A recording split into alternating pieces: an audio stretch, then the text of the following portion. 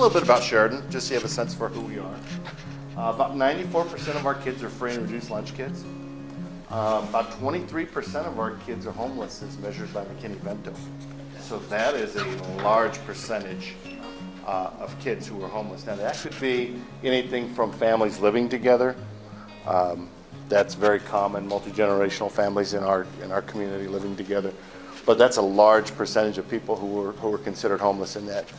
60% of our kids are English language learners in one form or fashion. So they might be transitioning to English for the first time, or they may be transitioning 4 or 5 years down the line and are actually starting to master English. About 1,180 kids. We have a P-12 program, which means we have an early childhood program, a preschool program, and we go all the way through our high school. We also have an alternative high school that's very successful. We're about 2.2 square miles, so we're a just tiny little spot. South of Denver, west of Englewood, and north of Littleton, basically. So we're kind of surrounded by these monsters, and we're right in the middle of all of them. We have a kids first philosophy in Sheridan. It's something that really drives everything we do. Guys, I know a lot of people say that, okay, and I get that. We drive that. We drive that home. Every decision we make is based on that, and we always come back to that. Is this best for our kids or not? Because if it's not best for our kids, we're really not going to spend a lot of time on it. And we use that lens for everything that we do. Now, based on that, we have 4 pillars of work that we have at Sheridan. The first one is strengthening rigor and providing choice, continuing strengthening safety and security, increasing cultural competency in the district. In a district that looks like ours, I didn't tell you 85% of our kids are Hispanic. Should have put that up there. So a large percentage of Hispanic kids in our community. We have to get our teachers, help our teachers to understand our kids' story. Our kids don't learn like most of our teachers learned. They don't process like a lot of our teachers process. They have to process differently, and we have to understand that and work towards that.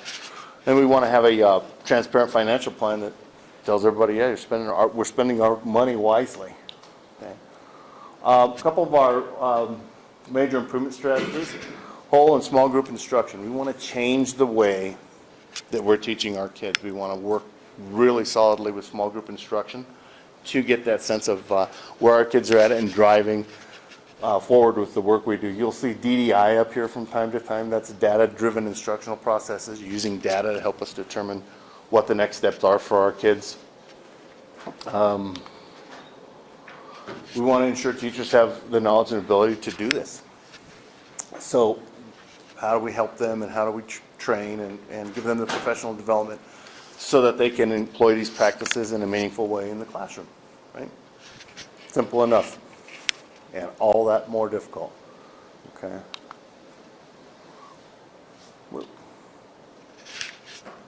Assessment and data analysis. This is like right up your guys' alley. This is stuff you guys are eating, drinking, and sleeping. How do we do that? How do we look at our diagnostics? How do we look at those things differently? How do we use that data meaningfully in our classrooms on a day-to-day basis? Okay. Having data cycles with our teachers where they're sitting and having those conversations. And then social emotional learning. Because we have such a small school district, we have very at-risk kids in this small district who really face a lot of trauma. So we have to be able to be quick and responsive to their needs as they come up. So the social emotional piece is a really, really big deal for us. Okay, those constructs are huge for us. They're something that we really drive with all of our folks. And it ties right back into that cultural competency piece that we talked about earlier. Okay, the coaching cycles. How do we build relationships? It's all about building relationships in our district. If we cannot build relationships with these kids and build meaningful relationships, we can't teach them. We're not going to go forward with them. Our kids they're tough kids. They've had a lot of life experience, but they know real quickly when you care or when you don't care. They can read that really fast. So we talked about all of these different things, these cycle goals that we go through. How do we support? We have TOSAs that their whole job is to work with these teachers to support through the building and support this work. So plan, act, reflect, do it again, do it again, do it again. Okay. How do we partner with the principals? We get in there. Those TOSAs are in there 2 times a month at least. They talk to the principals. They work with the principals on observations, feedback. They have these conversations and they build goals together in those cycles to help support those teachers. So I know I'm rushing through this, but I want to make sure that my partner has a chance to share her thing. So we talked about the 4 pillars, how they aligned our district major improvement strategies to the specific school supports. What do schools need specifically that's different? Your school needs something completely different than your school might need. So how do we tailor what we're doing with our professional development to that? And how do we follow up and give good feedback to that school and to those individual folks? How do we target our PD? How do we have those meetings that are meaningful so that they're not bored or losing focus in those meetings? And the learning walks. We do learning walks just about every other week in buildings. So we're constantly in classrooms. We're constantly seeing what's working and what we need to improve on. One of the things that is an offshoot of that first pillar, which is the rigor and relevance, we want every kid to walk out of our district having the whole gamut in front of them. If they want to go to college, they can go to college. They're perfectly prepared for it. If they want to go into the trades, they can go into the trades. If they want to go into the military, they can do that. Everything's available to them. They're not limited by what they walked out of high school with. High school should be the opportunity to give them the full gamut. What we know in our community is we're a blue-collar working-class community. It's a tough place. So we started the trades program that is with the building trades. It's very unique. The building trades folks actually come in and teach our kids in the morning, juniors and seniors. Then they go into their regular academic program in the afternoon. It's the only program of its type that's actually partnered with the unions doing this. So the building trades, the unions themselves come in and they are the instructors for us in the morning. Okay. It's built off of Pillar 1. What happens is our kids, if they successfully finish their junior and senior year, their junior year they go through the program, and their senior year, halfway through, they pick a major, if you will. I want to be an electrician. Then they focus completely on the electrical trade. The IBEW takes them and moves them forward with that trade. When they graduate, when they matriculate, they then step in to the apprenticeship at the union at the second year.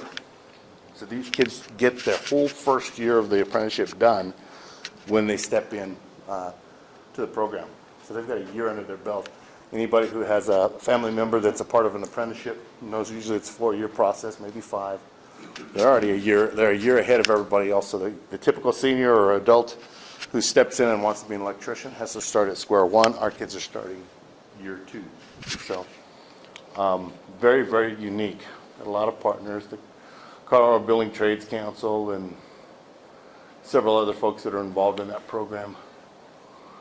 I went through Monday through Thursday. They go to the program, and then Friday they're out in the community, actually out at one of the trades facilities or on a construction site, getting hands-on practical experience. So they actually get to see what it looks like, the work. There's something really different about an actual practitioner standing over your shoulder saying, hey, you know what, pay attention in math here. You're going to use this every day. Than to have a math teacher who says that. Just didn't have the same meaning. Didn't have it for me.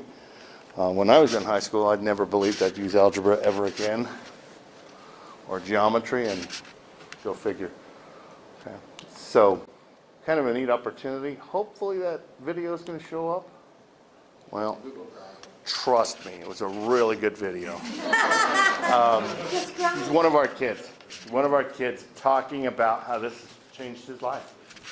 That he has got a career. He's starting off with benefits. He's starting off with a retirement plan. And to hear an 18-year-old kid talk about, hey, these are all the things I'm stepping into. I've got a career now. I'm ready to go in the union, bringing him in and getting him started at an early age. It's really inspiring. It's really neat to see. So I apologize. I thought when we transferred that from Google to PowerPoint, I lost it in there somewhere. So that's it. That's it. I appreciate that. That was awesome.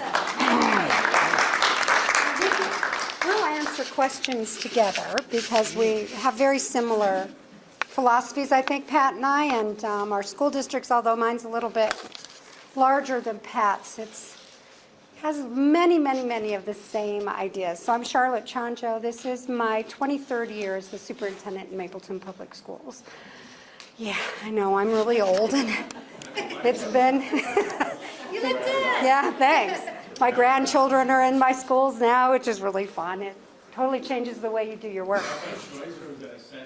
Yeah, it's actually the community where I grew up. So I went to Mapleton Public Schools as a child, and I really love the community. I also love being able to give back to a community that gave me so much. So yes, it's been a labor of love. So let's see if I can get this, if I know how to do it. I'm like the worst with technology. My son is a cybersecurity guy, and he'll come and try to tell me how to do everything. I'm always like, buddy, I don't really want to know how. I just make it work. I don't care how it works. Just tell me what to do, and I'll make it work. This is also supposed to be a video. We'll see if it shows up. If it does, there we go. Schools. We are different. An internationally accredited school district committed to raising expectations through high-performing schools of choice. More than 6,800 students strong. More than 900 supportive and dedicated staff members.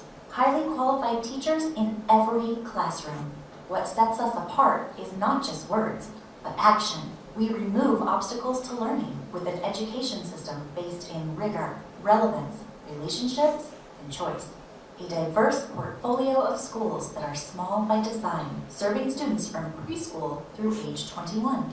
Our schools are small by design, meaning each school allows students to master content standards through a unique lens.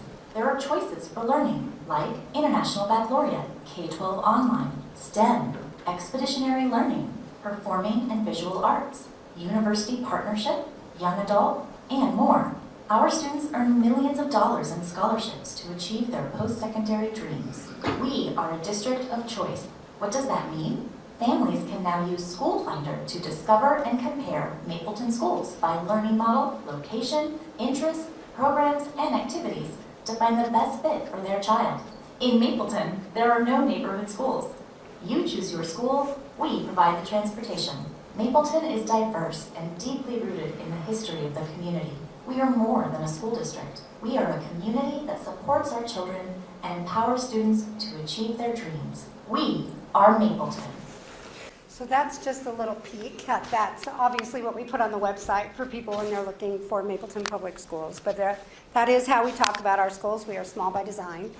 We have about 20 schools right now. I always have to think about it because we're always closing schools and opening schools and trying to figure out what our community is asking for. Our schools, our high schools, we currently have 7 high schools, and they are 400 students or fewer. So they're very small high schools. They each have they're kind of a magnet concept, but they're all public schools. We don't have any charter schools or contract schools anymore. So they just provide a different experience. We're not big enough to have the big career tech programs like 12 or St. Vrain or Fort Collins or Denver, some of the big schools, Jeffco. We don't have any of that. So where the kids get their CTE support is through the small school they choose. So if they go into the STEM school, that's the pathway that they're choosing, either the medical pathway or the engineering pathway. So that's how we structure it in Mapleton. We do transport our kids. We have, sometimes we like to think we have small classes. We don't. Sometimes they're much bigger than we would want them to be. I tell everybody Mapleton is the heart of Colorado. If you look at it really carefully, maybe squint, you might be able to see how it's a heart. But really what it is that all the main arteries come through Mapleton Public Schools. So I-25, 36, 70, 270, we are right there in the heart of the state. So Denver is our south boundary. So we are their north boundary. We're in Adams 12 right this second. So they are our north boundary. We are their south boundary. Then we have Westminster on our west, and we have Adams 14 on our east. So that's kind of where we're located. Adams County is unique that way. There are so many little districts that make up our communities, although 27J and 12 have outgrown us, I think, over the years. So that's where we are and how we're located. It's our mission. It's very similar to Pat. We're really focused on, we talk about being deeply rooted in our system. Part of that is because those of us who are still there have been there a very long time, and we have grown roots in that community. And we do what all the rest of you do, right? It's the unyielding commitment to student success and being compassionate in the way we do our work. What differentiates Mapleton is really the small schools, and that's how we differentiate. So obviously our beliefs are the same as all of yours. We talk about rigor as being something that's challenging but not overwhelming, not just hard. So we talk about rigor being something that kids grapple with. These are our assumptions. So this is actually, I think, in a lot of connection. We as a public schools right now, really, we're people dependent. We are the social network for so many. During COVID, we absolutely learned, and Pat would share that, I think, that our kids, the students we serve in our communities, need this social connection. We are not a community where the parents just go out and buy multiple iPads or computers or things like that. What they get supported at school is what they have. And so they need that personal connection. We believe in our people. We think that the different structures that we require are the conditions that to be successful. So that's how we're organized. We didn't get small just to get small. We got small so that we could get personal. And so our small schools, we say we did this by design because we don't want our schools to get big. We limit the enrollment in all of our schools. We cap out. What's interesting is about 40% of the students we currently serve come in from outside the district boundaries. So about 60% live in the Mapleton community, but 40% actually come to us for one of their small schools. I think this is what we believe the small structures allow us to do. These are all, I think most of our school models, like I said, we're always adjusting our models. At one point we had a Montessori school. We couldn't perform on the state assessments in a program that allows kids to develop at their own pace, because the state requires you to test them when they're old enough. And so that just didn't work for us. Really tried hard to make it work. It didn't. So we had to close that school. We've opened and closed schools as our community tells us what they want or what they don't want. We measure that on what's your achievement and what's your attendance rate. And what's your enrollment rate? If people don't come to your schools and you're not doing well, obviously it's not a school that's meeting the community's needs. So we adjust as we go.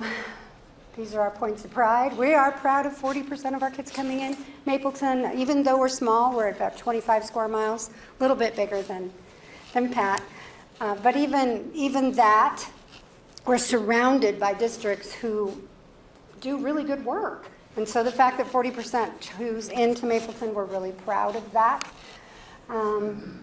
We have not been a declining enrollment district at all. In my 23 years, our enrollment has never gone down. When I started, we had about 4,800 kids, and now we're close to 7. So this year, even with how strange things have been, we're up about 120 kids. Doesn't sound like a lot, but it feels good in an environment like ours. We are not only accredited by the state of Colorado, which I'm not a real advocate of the state accreditation model, so that's a whole different topic I won't share with you here, especially since I'm being recorded. We do then contract with Cognia for an accreditation. We're very proud of the fact that we are internationally accredited through Cognia.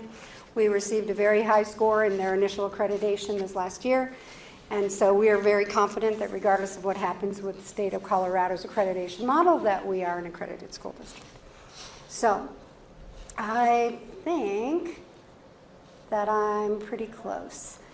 So we are all challenged by, and I think, I know, I want to show you this one school because this is unique, I think, to the most.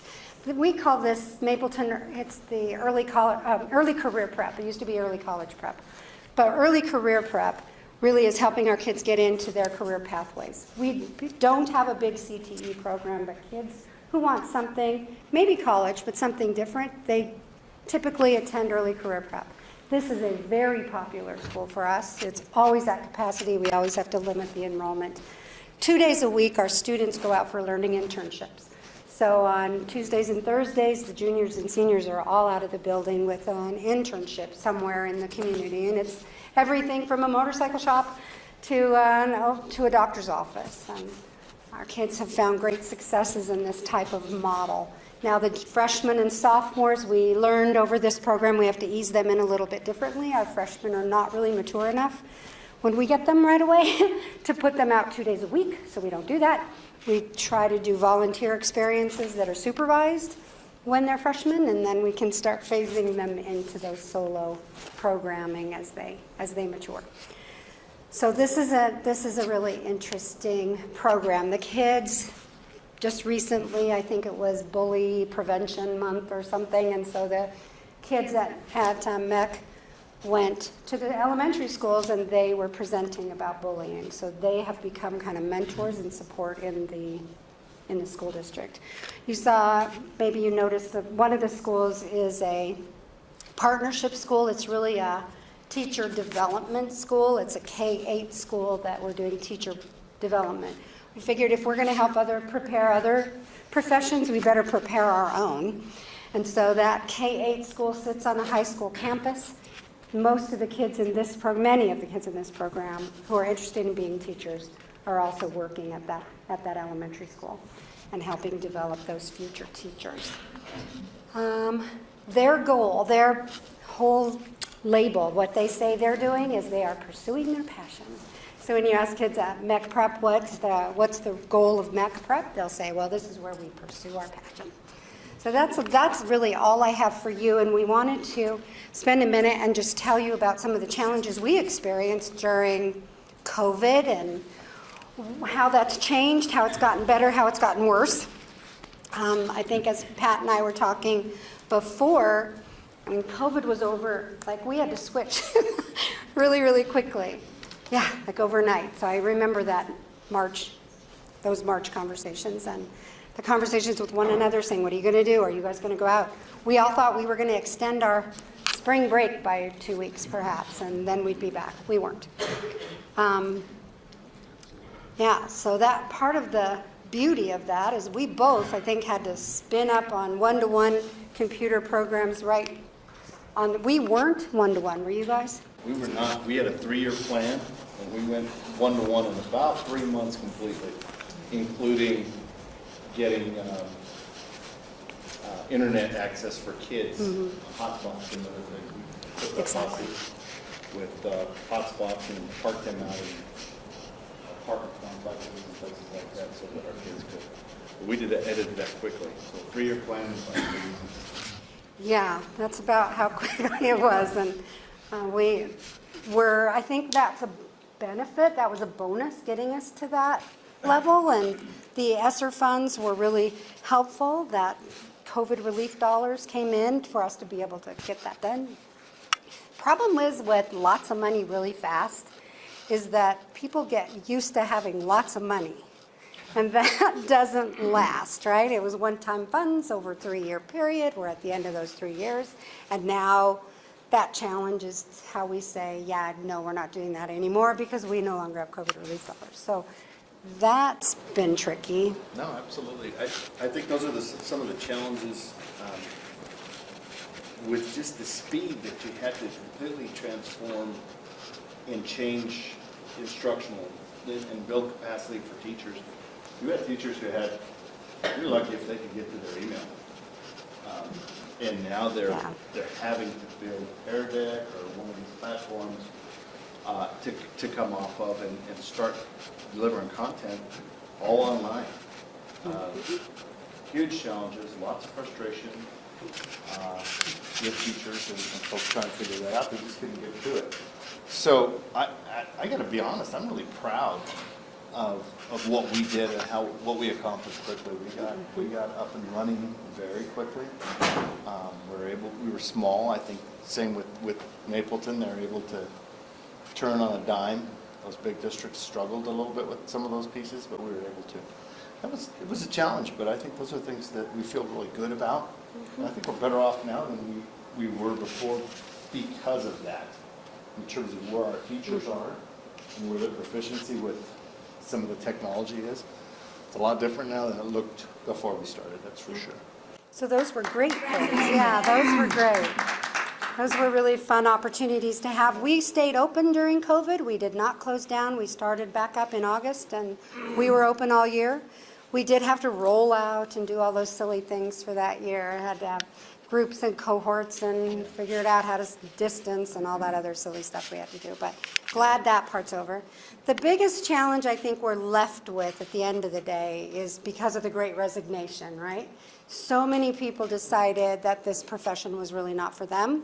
So many, regardless of which part they were in, whether that's driving the buses or serving the meals or teaching the kids. We're struggling in every single one of our employee sectors, and so that's... We're seeing that too. I think that's a big, the other big challenge that I see is the re-socialization for kids and for adults. I'll be really honest with you. Over time, we've kind of learned how to be not so by nice. Ourselves, yeah. Because we forgot how to socialize with people. We forgot how to do some of those things. And our kids, boy, when you're starting with the kindergarten kid and he never, or she never has really had an opportunity to socialize for about 2.5 years, that's tough for them to then come in and re-norm and learn how to do that. So we're still suffering some of the effects of that in our community. We are as well, and we have second graders who have never been in school. This year's second graders have never been in school. So they may not have been enrolled in anybody's online program or anybody's school. It's hard to keep track of who's who and where they are. When you've never met them, nobody's ever registered them, you don't even know they're in your community. So we currently have quite a few second graders who just don't know the basics of school, which is causing us to rethink, is this the right structure for school? With these, because these kids don't want to line up. How do you get that to happen? So we're asking ourselves lots of questions and reframing lots of things and helping teachers understand how compliance is different than learning, and how when kids are just so well behaved and sitting there, if they're not learning anything, what are we doing? So it's causing us to really rethink a lot. That this morning I was sharing that we just had an administrator meeting this morning, and the thing that is so blatantly obvious is there are no substitutes. There are no substitutes available. If you are a quality sub, you're in a classroom every day. And you're probably in a long-term sub because somebody's having a baby, or somebody just, their wife had a baby, or whatever is going on. So we have lots and lots of permanent subs and no daily subs. So we're having to talk about, all right, opportunity, let's reimagine what this could look like, right? Because we can't have days and days without teachers in classrooms and children either getting sprinkled all over the building or one teacher every planning period coming in. There's no real instruction that's happening in a way that's meaningful for kids. So we're having to reimagine what that could look like and reimagine the workforce. Again, we have, I'm sorry, go ahead. No, finish your thought. I say, I think about I have 4 children of my own, 6 with my husband's kids. They're all in their late 20s, early 30s. They do not want the same life that I lived. They do not want, I have 4 of them in the profession. They don't want the profession to look like it looks for me. And they say, Mom, I don't want to do that because you work all the time. Your life is weird and crazy. I want to go on vacation when I want to go on vacation. I want to do what I want to do on my time, right? I don't think they're unique. I think that is a generation that we're going to have to listen to and think about, all right, so what is it we need to do to serve the kids in our communities that are coming up, provide high quality public education for them, and figure out how they get this work-life balance that they keep telling me about. When I retire, I'm going to figure that out and try to go from there. So I think that's the reimagining part we get to do. And Yep, all the re's. You were telling me you do a lot of re's right now. It's all about the re, is what we say. Reconnecting, reimagining. Yeah, so thank you for letting us share a little bit about Mapleton and Sheridan. Appreciate your time.